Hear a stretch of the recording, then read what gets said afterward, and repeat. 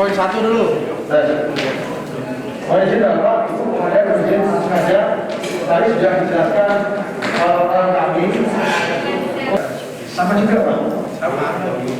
Iya, pokoknya masuk ke deponya tidak boleh kalau tidak sesuai aturan PSBB. Kalau sesuai dengan aturan PSBB boleh. PSBB berlaku. Termasuk di tengah-tengah ini di jalan kalau ada itu PSBB berlaku. Ya, jadi masuk ke depo boleh masuk, tapi PSBB berlaku. Ya, ya. Lanjut ke 2012 Pak Kapolsek.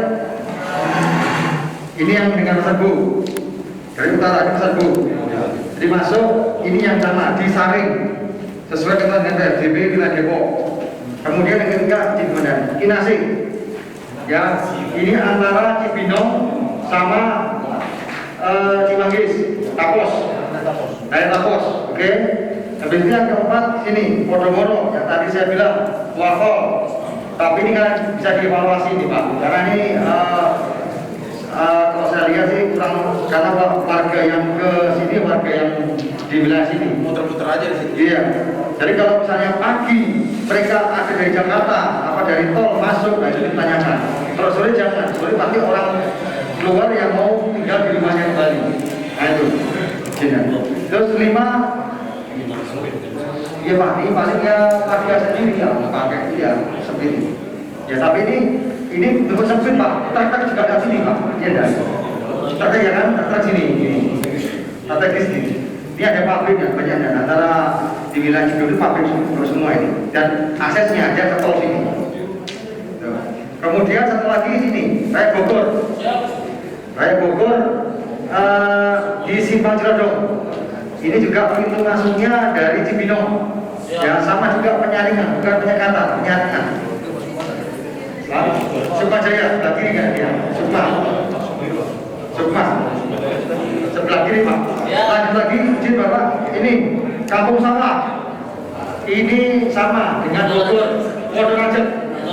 Betul ya Pak ya? Mana? Ya betul ya.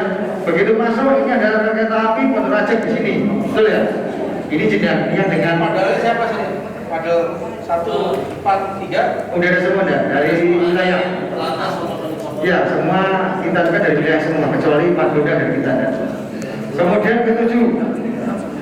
Tadi sementara kita hitung sampai siang ini hasil diskusi kita dan rapat koordinasi dengan instansi-instansi pendukung pelaksana lapangan PSBB sekitar 1.854 ya. 1.854 ini gabungan dari Polri, dari TNI, dari Dishub, dari Satpol PP.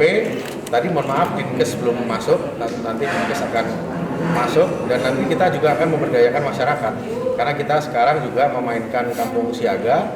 Jika kampung siaga ini efektif, insya Allah PSBB juga efektif untuk dilaksanakan. Mekanisme pelaksanaan PSBB di Kota Depok sendiri seperti apa sih Pak? Ya, mekanismenya pertama tentu kita harus mengikuti aturan ya. Semenjak Menkes menyetujui usulan dari Gubernur Jawa Barat bahwa beberapa wilayah diterapkan PSBB, maka kemudian diturunkan atau dijabarkan melalui peraturan gubernur, kemudian saat ini sudah ditetapkan SK maupun peraturan wali kota. Nah, mekanismenya kita menyesuaikan isi dari peraturan wali kota tersebut secara teknis banyak sekali. Nah, kami sebagai supporting sistemnya akan memastikan bahwa peraturan wali kota ini dapat berjalan dengan baik. Maka ada beberapa hal yang perlu dilakukan untuk menjabarkan pelaksanaan di lapangan peraturan wali kota tersebut. Ada 6 hal ya PSBB itu dilaksanakan, pembatasan pelaksanaan kegiatan pendidikan, kegiatan keagamaan, kegiatan di fasilitas umum, pembatasan moda transportasi di tempat kerja, kemudian kegiatan-kegiatan berkaitan dengan pertahanan dan keamanan ya. Nah, di situ nanti kita akan melaksanakan sesuai dengan yang disebutkan di Perwali. Sebagai contoh, penertiban kegiatan di bidang pendidikan, maka kita akan melakukan patroli. Pertama, himbauan dulu ke sekolah-sekolah, baik itu melalui media sosial, media elektronik, atau menggunakan media cetak, atau bahkan kita suratin.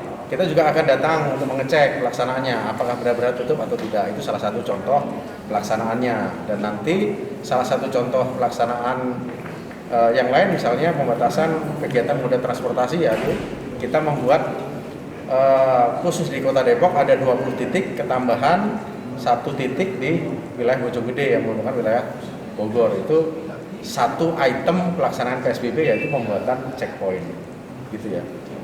Kalau tindakan tegas nggak sih Pak, jika ada yang melanggar? Ya, yang jelas PSBB kita akan upayakan tindakan tegas tapi humanis.